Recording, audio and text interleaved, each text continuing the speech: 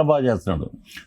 పృథ్వీ గారు, మీరు ఇందాక నేను ప్రస్తావించినట్టే ఇతర పార్టీలో, వేరే పార్టీలో ఉన్నప్పుడు మీరు జనసేనని కొంత విమర్శించారు, విధానాల పరంగా విమర్శించినటువంటి పరిస్థితి, పవన్ కళ్యాణ్ గారిని విమర్శించినటువంటి పరిస్థితి. కానీ ఆ సిచ్యువేషన్ వచ్చిన తర్వాత మీరు ఎప్పుడైతే మళ్ళీ జనసేనలో జాయిన్ అయ్యారో, ఆ తర్వాత కేవలం సినిమా అవకాశాలు తగ్గిపోయాయి కాబట్టి పృథ్వీ గారు ఇలా జాయిన్ అయ్యారు. కేవలం మీ మీదనే కాదు, మెగా ఫ్యామిలీకి ఎవరైనా వ్యతిరేకంగా ఉంటే చిత్రసీమలో వారికి ఆఫర్లు ఉండవు, అవకాశాలు తగ్గిపోతాయి అనేటటువంటి ఒక విమర్శ ఎక్కువగా వాళ్ళ మీద ఉంది. నిజమా? అసలు పార్టీ పరంగా మీరు అన్నట్టు సిద్ధాంతాల పరంగా మాట్లాడాం, కానీ అప్పుడు వ్యక్తిగత విమర్శలు చేయలేదు.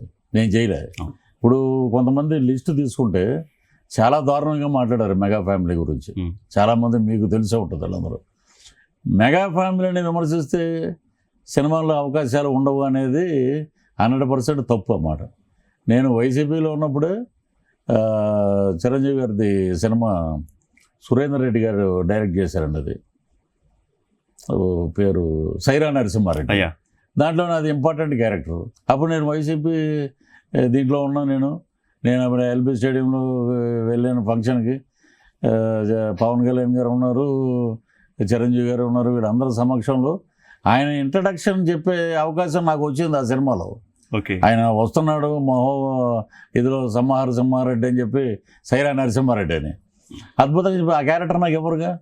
సినిమా వేరు, రాజకీయం వేరండి. అది తప్పు. అది మెగా ఫ్యామిలీ నాకు అందరూ చాలా, నాగబాబు గారు కానీ చిరంజీవి గారు కానీ. ఇప్పుడు చిరంజీవి గారు సినిమా చేస్తున్నాం. ఇప్పుడు మళ్ళీ మెగాస్టార్ గారిది, పవన్ కళ్యాణ్ గారితో సినిమా చేస్తున్నాం. ఇంకా మెగా ఫ్యామిలీ అందరూ నన్ను బాగా ఆదుకుంటారు. అది తప్పు అండి. అది రూమర్స్ అంతే. అండ్ ఇందాక మీరు ప్రస్తావించినట్టు విజయ్ గారు హెల్పింగ్ నేచర్ ఎలా ఉంటుందో చెప్పారు. సేమ్ పవన్ కళ్యాణ్ గారి హెల్పింగ్ నేచర్ కూడా మనం చూస్తూ ఉంటాం.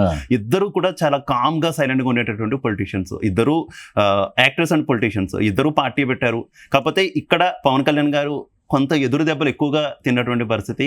కానీ విజయ్ గారికి నల్లేరు మీద నడక అయిపోయింది సిచ్యువేషన్. ఎందుకు అంటారు? ఈ వేరియేషన్ ఎందుకు వచ్చింది అంటారు? ఏం చెప్తారు? ఇక్కడికి వచ్చేటప్పటికి ఫస్ట్ కాంగ్రెస్, తర్వాత ఎన్టీ రామారావు గారు వచ్చాక తెలుగుదేశం. అక్కడ వరకు నాకు తెలుసండి, విశ్వవిఖ్యాత నట సార్వభౌమ నందమూరి తారక రామారావు గారు సినిమా రంగం నుంచి రాజకీయ రంగంలోకి వెళ్ళి దగ్గర 110 రోజులు మాడి మసి అయిపోయి బొగ్గులోకి అయిపోయి పార్టీ పెట్టాడు. ఆయన అదే సినిమా అనేది రానివ్వలేదు, రాజకీయంగా దూసుకువెళ్ళాడు ఆయన. అప్పుడు 234 సీట్లతో ఉండేవి. అంటే 220 సీట్లు కొట్టడం అంటే ఉమ్మడి ఆంధ్రప్రదేశ్లో మామూలు విషయం కాదండి అది. సో ఆయన సీఎం అయ్యారు.